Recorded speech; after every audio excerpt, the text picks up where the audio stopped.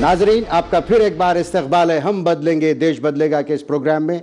जैसे हमने आपसे वादा किया था कि हम इस हफ्ते भी अजीज़ बरनी साहब से जुड़ेंगे। अजीज़ बरनी HRD मिनिस्टर के एडवाइज़र हैं और ये हमें बताएंगे कि उर्दू जो सब्जेक्ट है, उर्दू के बारे में हम बात करेंगे अजीज़ बरनी साहब से। अजीज़ बरनी साहब, आपका बहुत शुक्रिया फिर एक बार हमारे इस एपिसोड से और इस प्रोग्राम हम बदलेंगे देश बदलेगा से जुड़ने के लिए आपका इस्तकबाल है। अजीज़ बरनी साहब, मुझे बताइए, क्या उर्दू रोज़गार से जोड़ी जा सकती है या जोड़ी जा रही है हिंदुस्तान में?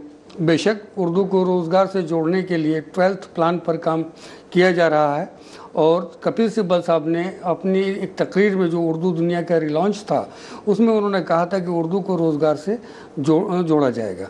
तो मैं उम्मीद करता हूं कि उर्दू को रोज़गार से जोड़ा जाएगा। अजीज़ बरनी साहब, हज़ारों लोगों को रोज़गार देने से मुसलमानों का या उर्दू समझने और उर्दू से जुड़े हुए लोगों के मसले हल नहीं हो सकते, ये आप भी जानते हैं, हिंदुस्तान भी जानता है।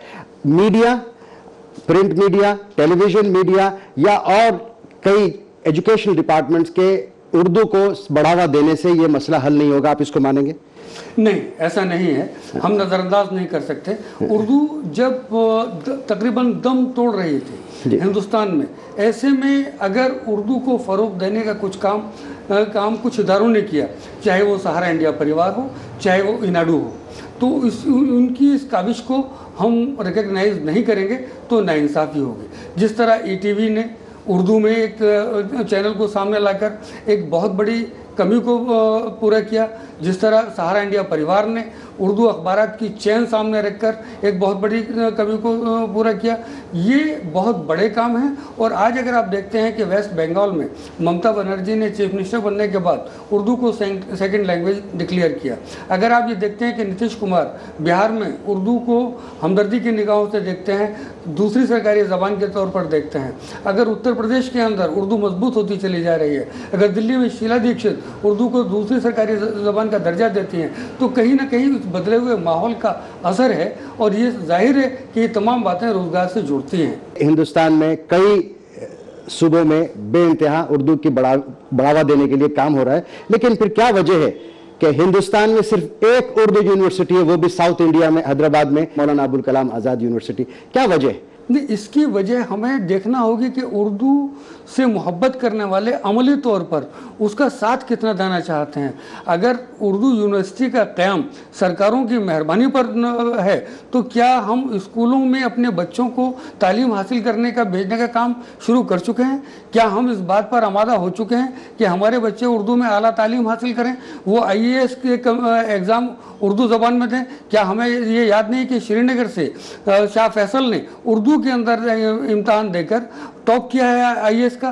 तो जब हम अपने दिमाग से ये बातें नहीं निकालेंगे, खुद एहसास कमतरी के दायरे से बाहर नहीं निकलेंगे, जब तक हम खुद ये नहीं मान लेंगे कि उर्दू से बेहतर रोज़गार भी मिल सकता है, तब तक मसले का हल नहीं होगा। आप बिल्कुल सही फरमा रहे हैं, लेकिन आम तौर पर इंग्लिश या हिंदी, दूसरे जो ज़बानें हैं जिनमें ज़्यादा अपॉर्चुनिटीज़ नज़र आती हैं, वो वजह भी हो सकती है। और एक वजह ये भी हो सकती है कि वो एक फैशन स्टेटमेंट है कि they have to go in for English education और वहाँ पे अपॉर्चुनिटीज़ ज़्यादा हैं। किस चीज़ को आप ज़्यादा जिम्मेदार समझते हैं? जितनी वजूहत आपने बताई उन सबको मैं तस्लीम करता हूँ, मगर साथ ही ये भी कहना चाहता हूँ कि हिंदुस्तान के अंदर अगर सबसे मकबूल कोई इंडस्ट्री है तो वो फिल्म इंडस्ट्री है।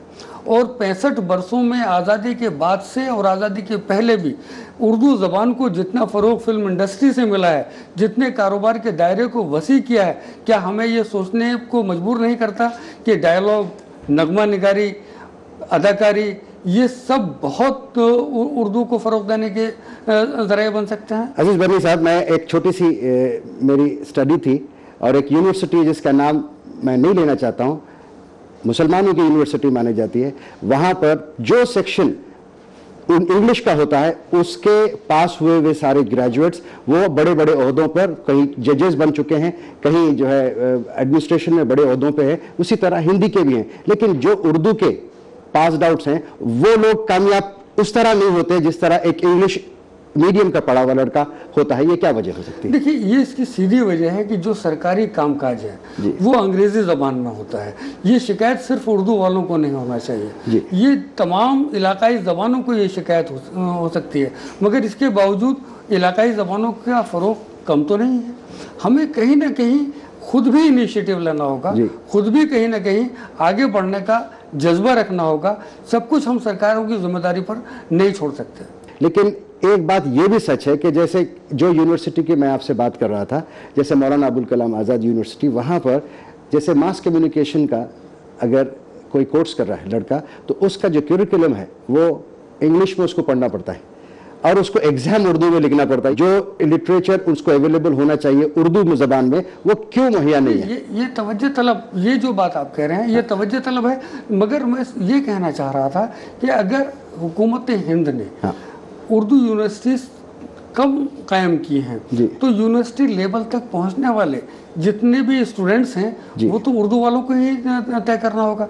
आज उत्तर प्रदेश के अंदर उर्दू अरबी फारसी यूनिवर्सिटी का क़याम हुआ, रामपुर के अंदर एक और यूनिवर्सिटी का क़याम हुआ। तो ऐसा नहीं है कि उर्दू की यूनिवर्सिटीज़ सामने नहीं आ रही हैं, मगर ग्रास रूट लेवल पर निचली सतह से हमें तलबा को तैयार करना होगा। वो सब के सब मदरसे में जा रहे हैं, मदरसे से उन बच्चों को साथ साथ अगर हम दीगर उलूम की में भी ले जाने पर आमादा करें कि वो ठीक है उर्दू पढ़ें, अरबी पढ़ें, फ़ारसी पढ़ें, मगर साथ ही माशरे के अंदर रोज़गार हासिल करने के लिए उन्हें जिस तरह के इल्म की ज़रूरत है वो भी पढ़ें, तो मैं समझता हूँ कि एक बहुत बड़ी कमी पूरी हो सकती है। अजीज़ बर्नी साहब, मैं एक छोटा सा यहाँ पर ब्रेक लूँगा, वक्त तकाज़ा है। नाज़रीन आप कहीं जाइएगा नहीं, हम एक छोटा सा ब्रेक लेते हैं यहाँ पर।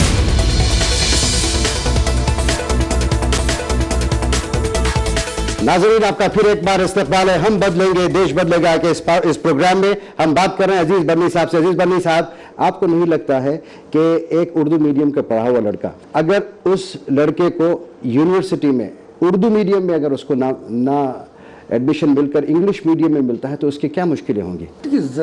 यकीनन उसे मुश्किलें होंगी, लेकिन उर्दू मीडियम से पढ़ने वाले को अगर ये जहन में वो रखेगा कि उर्दू के अलावा कुछ नहीं पढ़ेगा, तो यकीनन उसको बहुत से मसाइल का सामना करना पड़ेगा। अगर वो उर्दू इसलिए पढ़ रहा है कि उस माशरे को उसकी ज़रूरत को भी उसे पूरा करना है, उन मसाइल की तरफ भी तवज्जो देना है और रोज़गार भी हासिल करना है, तो फिर उसे दीगर सब्जेक्ट्स की तरफ भी जाना होगा। देखिए, जिस तरह के रोज़गार हासिल करना है, उसकी जो बुनियादी ज़रूरतें हैं उस सब्जेक्ट पर तो आपको अबूर हासिल होना ही चाहिए।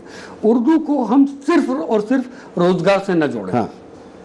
आज अगर अंग्रेजी एक स्टेटस सिंबल है, हम रोज़गार की ज़रूरत नहीं है तब भी हम अंग्रेजी जानना चाहते हैं।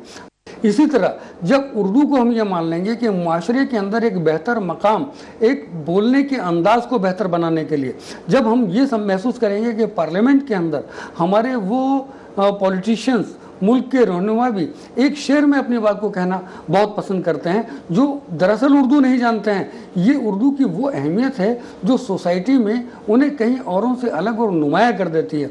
अगर आप बहुत अंग्रेज़ी जानते हैं, इतनी उर्दू भी जानते हैं कि आप जब हिंदुस्तानी ज़बान में गुफ्तगू कर रहे हैं तो आपका लबो लहजा कुछ औरों से मुख्तलिफ है, तो क्या मैं समझता हूँ कि ये उर्दू के आगे बढ़ने के लिए और उर्दू को गले लगाने के लिए कम वजह है? मैं ये जानना चाहता हूँ कि गवर्नमेंट ऑफ इंडिया के क्या इक़दामात हैं, जो सवालात लोगों के जहनों में हैं और जिस किस्म की डिफ़िकल्टीज ज़रूर हैं जो उर्दू के साथ जुड़ी हुई हैं, उनको दूर करने के लिए, और जॉब्स स्पेशली जो एजुकेटेड ग्रेजुएट स्टूडेंट्स हैं उन लोगों को प्लेसमेंट में किस तरीके से आप लोग राहत देना चाहते हैं? कैसे वो जॉब्स बढ़ेंगे जिससे ये सारे पास्ड आउट्स उर्दू में जो पास कर रहे हैं उन लोगों को जॉब्स मिले और उनको कोई तकलीफ ना हो? देखिए, नेशनल उर्दू प्रमोशन काउंसिल ये HRD मिनिस्ट्री का एक ऑर्गन और ख़ास उर्दू के प्रमोशन के लिए है। डॉक्टर हमीदुल्लाह भट्ट उसके डायरेक्टर हैं और हाल ही में उसके vice chairman professor Wasim Barelvi मुंतखब हुए हैं।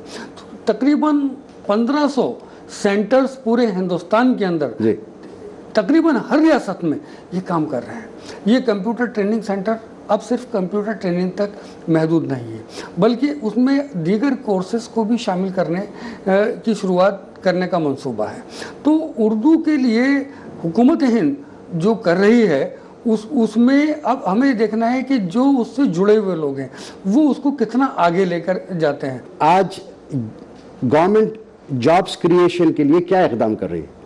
मैं आपकी सारी बातों को मैं मानता हूं, लेकिन जॉब्स कहीं जॉब्स की ज़रूरत है, जॉब्स कमियां हैं, जॉब्स उर्दू टीचर्स, हाँ, उर्दू ट्रांसलेटर्स, हाँ, ये सब सरकार के जरिए जो पोस्ट क्रिएटेड हैं, वहाँ उनकी तकर्री आप अपने फील्ड के मास्टर बनकर आइए जी।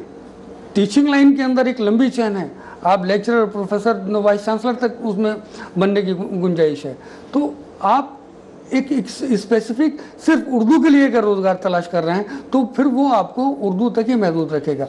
और अगर उर्दू मीडिया से पढ़ने के बाद में आप डॉक्टर भी बनना चाहते हैं, आप इंजीनियर भी बनना चाहते हैं, आप ब्यूरोक्रेसी में भी जाना चाहते हैं, आप लॉ भी करना चाहते हैं, तो आपको ये जहन में रखना होगा कि उर्दू के साथ साथ आपको दीगर ज़बानें या दीगर जो सब्जेक्ट हैं उन पर भी आपको तवज्जो देना। लेकिन आपकी बातें सुन के ये लगता है कि कहीं भी गवर्नमेंट में किसी किस्म की प्रॉब्लम नहीं है, लेकिन देखा जाता है कई स्टेट गवर्नमेंट्स में, फॉर एग्जांपल यूपी में, वहाँ पे कई हज़ार टीचर्स की वैकेंसी है जिस वैकेंसी को फिल नहीं किया गया था। और दूसरी बात यह है कि वहाँ पर संस्कृत और हिंदी को मिलाकर थर्ड लैंग्वेज में लिया जाता है, जब उर्दू ऑप्शनली अब वो थर्ड लैंग्वेज ले सकता है, लेकिन उर्दू पढ़ाने के लिए कॉलेजेस में, स्कूल्स में टीचर्स नहीं है। आप इस बात से इत्तेफाक नहीं करेंगे? आप खुद ही फरमा रहे हैं कि वैकेंसीज खाली पड़ी हैं, हाँ, उर्दू टीचर्स की जगह खाली हैं, वहाँ पर उनको पूर्ण नहीं किया जा रहा है, बल्कि उनकी जगह संस्कृत और दीगर ज़बानों के टीचर्स को मौका दिया जा रहा है। मतलब अवेलेबल नहीं है, उतने उर्दू असातिज़ा मिल नहीं पा रहे हैं जितनी वैकेंसीज हैं। क्या सिर्फ यही वजह है कि उर्दू असातिज़ा नहीं मिल रहे हैं या कोई और वजह?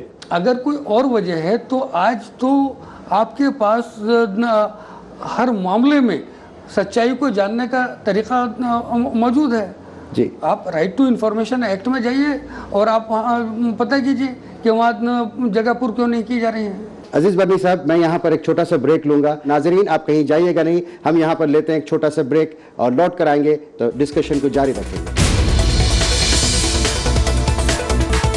नाजरीन, आपका फिर एक बार इस्तकबाल है हम बदलेंगे देश बदलेगा के इस प्रोग्राम में। हम बात कर रहे हैं अजीज बर्नी साहब से। अजीज बर्नी साहब, as adviser to human HRD ministry, आपके क्या सुझाव हैं मिनिस्ट्री को? कुछ तो शॉर्ट टर्म प्लानिंग्स होते हैं जी, कुछ लॉन्ग टर्म प्लानिंग्स होती हैं।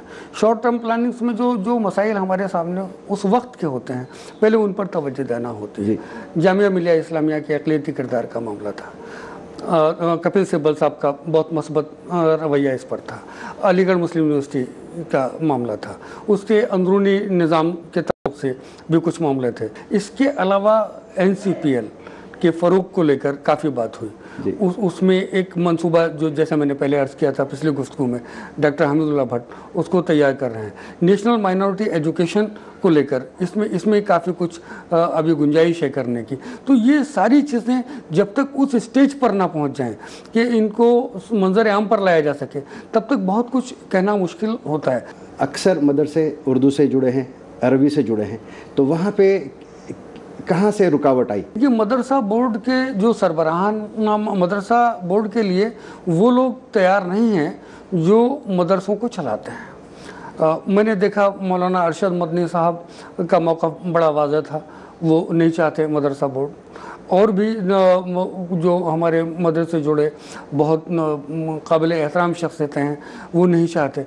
अब या तो पूरी तरह से उनके सामने ये बात रखी नहीं जा सकी है कि अगर मदरसा बोर्ड का क़याम अमल में आता है तो इससे मदारिस की जो इनफरादी हैसियत है वो कहीं कमज़ोर नहीं होगी, उनके काम करने के तरीक़े में कहीं मदाखलत नहीं होगी, बल्कि मदारिस को फ़रोग़ का आगे बढ़ने का मौका मिलेगा। अगर ऐसा है तो फिर इस तरह से उनको समझाया जाना होगा। हम मदारिस के अंदर बच्चों को डॉक्टर, इंजीनियर और वकील बनाने के लिए नहीं बुला रहे हैं। ऐसे भी बहुत बड़ी तादाद में हमें ज़रूरतें हैं जहां हमें अपने मज़हब के लिए मुदर्रिसीन की ज़रूरत है, वो हमें मदरसों से मिलेंगे जहाँ दीन इस्लाम की जानकारी उनको दी जा सके। हमारी लाखों की तादाद में जो मसाजिद हैं उनके लिए इमाम दरकार हैं, ये हमें दीनी मदारिस से मिलेंगे। तो क्या ज़िद है कि हम तमाम मदारिस के अंदर उन उलूम को लाना एक शर्त बना दें? तो अगर ये देखा जाए तो हमारे जो मदारिस को चलाने वाले हैं उनका अपना मौक़िफ़ भी बहुत वाज़ेह तौर पर सामने आता है। अजीज़ बर्नी साहब, आपने जो बात कही कि ये ज़रूरत है आज हमको मौलमों की, हुफ़ाज़ की और दीनी मदरसों को चलाने के लिए, मस्जिदों में इमामत करने के लिए, लेकिन क्या उनको सैलरीज मिलती हैं? क्या उनका इकोनॉमिक स्तर बनता है? मैं ये नहीं कह रहा हूँ कि उनको वो करना नहीं चाहिए। मैं ये कह रहा हूँ कि एक इमाम, एक अगर मुदर्रिस है एक मदरसे में, उसको वो करते हुए उसके अंदर उतनी सलाहियत पैदा होनी चाहिए जिससे वो अपने ज़ाती तौर पे कुछ और काम भी कर सके, अपनी माशी हालात को सुधार सके, अपने बच्चों को अच्छे से अच्छा पढ़ा सके। ये आप नहीं समझते कि ये ज़्यादा ज़रूरी है? लेकिन अगर हमारे वज़ीर दाखिला ये कहें कि 26 रुपया एक दिन के लिए काफ़ी है, और ये 26 रुपया अगर हमारे मदारिस से फारिग लोगों को मिल रहा है, तो हुकूमत हिंद के वज़ीर दाखिला ने जो एक पैमाना सामने रखा है उसको तो पूरा करते हैं, मगर मैं इसे नाकाफ़ी मानता हूँ। और जैसा कि आपने कहा कि वो एक मुदर्रिस की हैसियत से मदरसे में खिदमत अंजाम दें, वो इमाम की हैसियत से मस्जिद में खिदमत अंजाम दें, लेकिन इसके अलावा भी कुछ करें। हाँ, करते ही होंगे, करते भी हैं। तो ऐसा नहीं है कि ये रास्ते बिल्कुल बंद हो गए हैं। हमने शायद उतनी गहराई से उनको जाना और समझा नहीं है। ये बात बिल्कुल सही है। मौलाना महमूद मदनी पार्लियामेंट के मेंबर हैं राज्यसभा में, मौलाना असरारुल कासमी पार्लियामेंट के मेंबर हैं लोकसभा से, यानी वो मुंतखब होके भी पार्लियामेंट में पहुंच रहे हैं, वो इलेक्शन लड़के भी पार्लियामेंट में पहुंच रहे हैं, दोनों मदरसे से फारिग हैं। तो उनकी काबिलियत में, सलाहियत में कहाँ कमी है? कुछ करने का, कुछ आगे बढ़ने का जज्बा चाहिए। मदरसा रुकावट नहीं है, उर्दू रुकावट नहीं है। आज हमारे मुल्क के नायब सदर जमहूरिया क्या उर्दू से उनकी वाबस्तगी नहीं है? तो ये जहन में नहीं रखना चाहिए कि मेरा ताल्लुक उर्दू से है। मैं आज अगर एक ऐसे सहाफ़ी के तौर पर हिंदुस्तान में जाना जाता हूँ जिसको चाहे तारीख साज अखबार का एडिटर करार दिया जाए या एक अच्छा सहाफ़ी करार दिया जाए, तो ये उर्दू ज़बान की बदौलत है। तो मेन स्ट्रीम में आने के दो ही रास्ते हैं, एक है एजुकेशन, सबसे अहम एजुकेशन है, उसके बाद इकोनॉमिक स्टेबिलिटी। इकोनॉमिक स्टेबिलिटी बग़ैर एजुकेशन के नहीं आ सकती। तो आप, ये एक बहुत डिफ़िकल्ट सवाल है, लेकिन इसके लिए किस तरीके से आगे कदम उठाने चाहिए? मैं बुनियादी ज़रूरत ये महसूस करता हूँ कि पहले हम एहसास कमतरी के दायरे से बाहर निकलें कि अगर हम उर्दू में तालीम हासिल कर रहे हैं, अगर हम मदरसे में तालीम हासिल कर रहे हैं, अगर उर्दू हमारी ज़बान है, तो ये हमारी तरक्की में कहीं ना कहीं रुकावट है। जब हमें इस बात का एहसास होगा कि उर्दू वाले वो हैं जो दिलीप कुमार की ज़बान बोलते हैं, उर्दू वाले वो हैं जो शाहरुख खान की ज़बान बोलते हैं, उर्दू वाले वो हैं जो नायब सदर जमहूरिया की ज़बान बोलते हैं, तब एक अलग जज्बा पैदा होगा कि इस ज़बान ने मोहम्मद रफ़ी भी दिया है, इस ज़बान ने लता मंगेशकर भी दिया है, इस ज़बान ने दिलीप कुमार भी दिया है। पाकिस्तान में हिंदुस्तान के साथ समझौते के कई बातें होती हैं। हमारा कल्चरल एक्सचेंज होता है, म्यूज़िक डायरेक्टर्स का एक्सचेंज होता है, कई काम होते हैं जो पाकिस्तान से जोड़कर हम एक्सचेंज करते हैं। क्या ये मुमकिन नहीं है, क्योंकि वो एक मुल्क ऐसा है जहाँ पर उर्दू का काफ़ी चलन होगा, क्या हम लिटरेचर पे एक्सचेंज नहीं कर सकते हैं? बहुत एक्सचेंज होता है। हिंदुस्तान और पाकिस्तान के पब्लिशर्स एक दूसरे की किताबें लातादाद छापते हैं। कभी किसी बुक फेयर में आप तशरीफ़ ले जाएं और आप इसको देखें। जहाँ तक सवाल उर्दू में पाकिस्तान को हमसे आगे समझने का है, तो दुनिया में उर्दू का सबसे ज़्यादा छपने वाला अखबार हिंदुस्तान में छपता है। क्या ये ज़रूरी नहीं है कि हमारी गवर्नमेंट, हमारे कॉरपोरेट्स, ये लोग वो करिकुलम की जो बात कर रहा हूँ, मैं ये कह रहा हूँ कि उर्दू के पढ़ने वाले बच्चे को, जिसको डिग्री उर्दू मिलने वाली है, उसको आप अंग्रेज़ी में पढ़ाकर ये तसल्ली कैसे कर सकते हैं कि हमने उर्दू पढ़ा दिया? कॉरपोरेट हाउसेस अब आहिस्ता आहिस्ता सहाफ़त के ज़रिए ही सही मगर आगे आ रहे हैं। मिड डे ग्रुप अब फिर एक दूसरे कॉरपोरेट हाउस के पास है, वहाँ एक उर्दू का दूसरा बड़ा रोज़नामा निकल रहा है जो मुख्तलिफ रियासतों से अब निकलने लगा है। वेस्ट बंगाल के अंदर आज़ाद हिंद को फिर नए सिरे से एक बड़े ग्रुप ने लिया है और वो उसको निकाल रहा है। तो ऐसा नहीं है कि कॉरपोरेट हाउसेस के और बड़े घरानों की तवज्जो उर्दू की तरफ नहीं है, अखबार के सहारे आगे आए हैं। आज़ादी के बाद ये पहला मौका है कि एक उर्दू अखबार ने ये एहसास दिला दिया सारे हिंदुस्तान को कि मसाइल उठाए भी जा सकते हैं, हल भी किए जा सकते हैं, सिर्फ अज़्म हो, हौसला हो, हिम्मत हो, आप करिश्मे कर सकते हैं। बिल्कुल। ईटीवी उर्दू, रामोजी राव साहब की जो कोशिश है, आप देखिए 10 साल हो गए उर्दू की खिदमत में रामोजी राव का चैनल ईटीवी उर्दू। बिल्कुल। तो हम चाहते हैं कि रामोजी राव जैसे कई और ऑर्गेनाइजेशन सामने आए, उर्दू को बढ़ावा दें। आपका बहुत शुक्रिया हमारे इस प्रोग्राम में हम बदलेंगे देश बदलेगा पर आपने अपना टाइम दिया। नाजरीन, आपने देखा हम कोशिश यहाँ पर बहुत हद तक किए हैं कि ये जानने की कोशिश करें हैं कि उर्दू को किस तरीके से बढ़ावा दिया जाएगा, उर्दू किस तरीके से जॉब से जुड़ेगी और उर्दू किस तरीके से वो मुकाम हासिल करेगी जो मुकाम का वो सही मानों में हकदार है। आपका बहुत शुक्रिया। खुदा हाफिज़। जय हिंद।